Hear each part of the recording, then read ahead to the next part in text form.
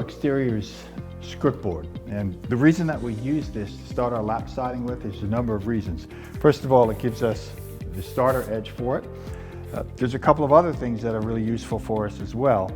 When you look at the skirt board, you'll notice that on the bottom that there's a kerf in it, and that's a drip kerf to prevent the water from rolling back around the piece. And also when we installed the skirt board, we dropped it down below that metal edging that you had seen earlier when we prepped our wall up.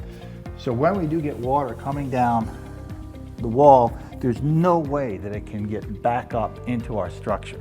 So the purpose of our cladding is not just to beautify the home, but it's also a protection. Whether it's just a barrier is our backup. And you'll see in some of our videos where we show you how it does protect the home. When installing Craftsman horizontal siding, the pieces can be installed tight to the corners and to each other.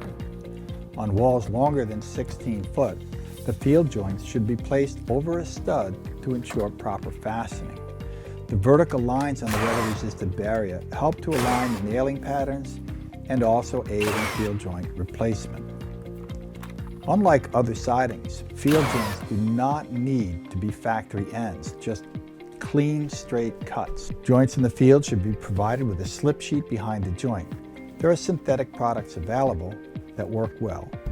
A high-grade weather-resistant barrier cut to size will function well and manage water.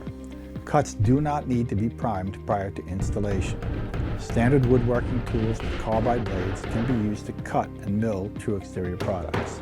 Hand nailing is an alternative method to installing horizontal siding. Marking the studs and maintaining a proper nail pattern is essential to a good, clean installation.